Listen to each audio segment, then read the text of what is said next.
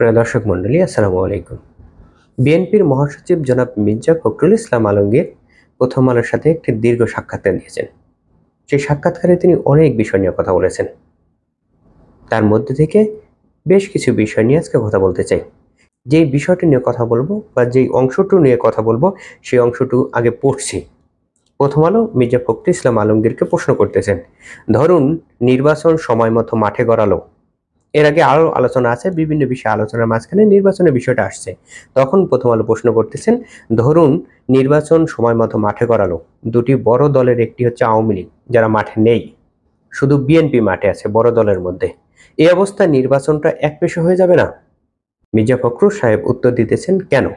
বিএনপির বিরোধী একটি বিশাল গ্রুপ তো আছে, জামাত ইসলামী আছে, এনসিপি আছে, নতুন জাতীয় নেতা চরমনাই পীর সাহেব আছেন। প্রথম আলো প্রশ্ন করতেছেন, এরা কোনোটিই তো প্রমাণিত বড় দল না, নির্বাচনের মাধ্যমে বড় দল না, এটা বোঝাচ্ছেন। মির্জা ফখরুল ইসলাম আলমগীর উত্তর করতেছেন, জামাত ইসলামী তো পার্লামেন্টে ছিল, তাই না? যাই হোক, যারা আসছেন তাদের অ্যালায়েন্স হবে, বড় হবে, আরো বড় হবে। অর্থাৎ এখানে তিনটা রাজনৈতিক দল নিয়ে কথা হচ্ছে।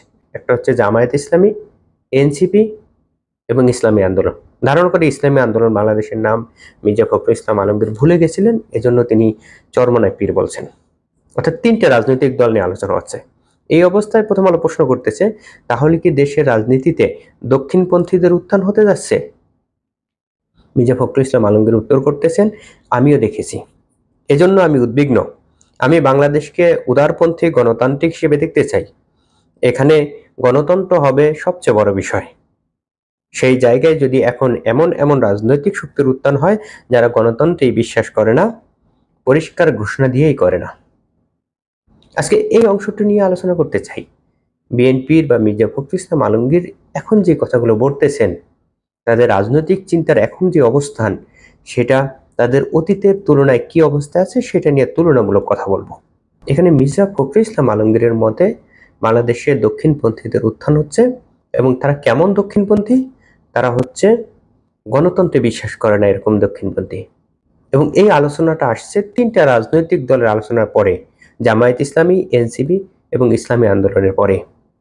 কিন্তু এই তিনটা রাজনৈতিক দলে গণতন্ত্রে বিশ্বাস করে। এদের রাজনৈতিক দর্শন নিয়ে, এদের রাজনীতি নিয়ে, এদের চিন্তা নিয়ে অনেক প্রশ্ন থাকতে পারে, পছন্দ অপছন্দ থাকতে পারে, আপনি আমি পছন্দ করতে পারি, নাও করতে পারি। কিন্তু এটা তিনটি দলই বাংলাদেশে প্রতিষ্ঠিত যে গণতন্ত্র আছে সেই গণতন্ত্রের মধ্যে থেকেই জনগণের ভোট নিয়ে ক্ষমতায় যেতে চায় বা সরকার গঠন করতে চায়। অর্থাৎ এরা গণতন্ত্রে বিশ্বাস করে। মির্জা ফখরুল ইসলাম আলমগীর যে উদার গণতন্ত্রী বাংলাদেশ দেখতে চায়, সেই উদার গণতন্ত্রী দল তারা গণতন্ত্রের বিরোধিতা করে এরকম না বিষয়টা। তারা কখনোই বলে নাই যে তারা গণতন্ত্রকে বাইপাস করে বা পাশ কাটিয়ে ক্ষমতায় যেতে চায়। তাহলে মির্জা ফখরুল ইসলাম আলমগীর এই তিনটি দলের আলোচনার মাঝখানে এই গণতন্ত্রহীন রাজনীতি বা গণতন্ত্রহীনতার উত্থান ঘটছে, এই আলোচনা আসলেন কেন? 5ই আগস্টের পূর্বে শেখ হাসিনা, আওয়ামী লীগ এবং ভারত মিলে একটা ন্যারেটিভ দাঁড় করিয়েছিল।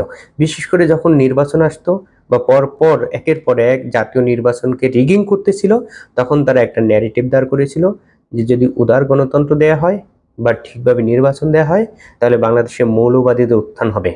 তখন এই মৌলবাদীর সাথে জামাত এবং বিএনপিকে এক করত আওয়ামী লীগ এবং ভারত। 2014 সালে নির্বাচনের আগে ভারতের পররাষ্ট্রমন্ত্রী এসেছে এবং বলছে, তো ওই সময় নির্বাচন না হলে, বিদ্যমান অবস্থায় নির্বাচন না হলে দেশে মৌলবাদের উত্থান ঘটবে। অবৈধ নির্বাচনকে বৈধ করার জন্য শেখ হাসিনা, আওয়ামী লীগ এবং ভারত এই মৌলবাদের জুজুর ভয় দেখাইতো। ওই সময় বিএনপি রাজনীতি ছিল এই চিন্তার, অর্থাৎ ভারত এবং আওয়ামী লীগের ন্যারেটিভের ঠিক বিপরীতে। শেখ হাসিনা পলায়নের 1 বছর আগেও 2023 সালের আগস্ট মাসে মির্জা ফখরুল ইসলাম আলমগীর এক বক্তব্যে বলেছিলেন, আমরা স্পষ্ট করে বলতে চাই, বাংলাদেশে কোনো মৌলবাদী দলের ক্ষমতায় আসার সম্ভাবনা নেই। বাংলাদেশে 52 সালের ইতিহাসে দেখা গেছে কখনোই কোনো মৌলবাদী দল ক্ষমতায় আসতে পারেনি, বরং তাদের যে শক্তি তা দিন দিন ক্ষীয়মান হয়েছে। অর্থাৎ 5ই আগস্টের পূর্বে আওয়ামী লীগ, শেখ হাসিনা এবং ভারত মিলে বলতো, বাংলাদেশে যদি শেখ হাসিনা বা আওয়ামী লীগ ক্ষমতায় না থাকে তবে বাংলাদেশে মৌলবাদী শক্তির উত্থান হবে। তখন বিএনপি বলতো যে বাংলাদেশে মৌলবাদী শক্তির উত্থান হওয়ার কোনো সম্ভাবনা নেই। কিন্তু 5ই আগস্টের পরে এখন বিএনপির মির্জা ফখরুল ইসলাম আলমগীর বলতেছে বাংলাদেশে এমন এক মৌলবাদী শক্তির উত্থান বা ডানপন্থী শক্তির উত্থান হতে যাচ্ছে যারা গণতন্ত্রে বিশ্বাস করে না। অর্থাৎ 5ই আগস্টের পূর্বে ভারত আওয়ামী লীগ যে রাজনীতি করত, যে ন্যারেটিভ দাঁড় করাইতো, মির্জা ফখরুল ইসলাম আলমগীর এখন সেই একই কথা বলে। কিন্তু তিনি যে 3টি রাজনৈতিক দলের কথা বলছেন, জামায়াত ইসলামী, এনসিপি এবং ইসলামী আন্দোলন, তারা উদার গণতন্ত্রতেই বিশ্বাস করে। তাদের রাজনৈতিক দর্শন ভিন্ন হতে পারে, তারা কেউ কেউ ধর্মীয় রাজনীতি করে, সেটা ঠিকই আছে, কিন্তু তারা কেউ গণতন্ত্র বিরোধী না। প্রতিষ্ঠিত গণতান্ত্রিক নিয়মের ভিতরে থেকেই তারা রাজনীতি করতে চায় এবং করে আসতেছে।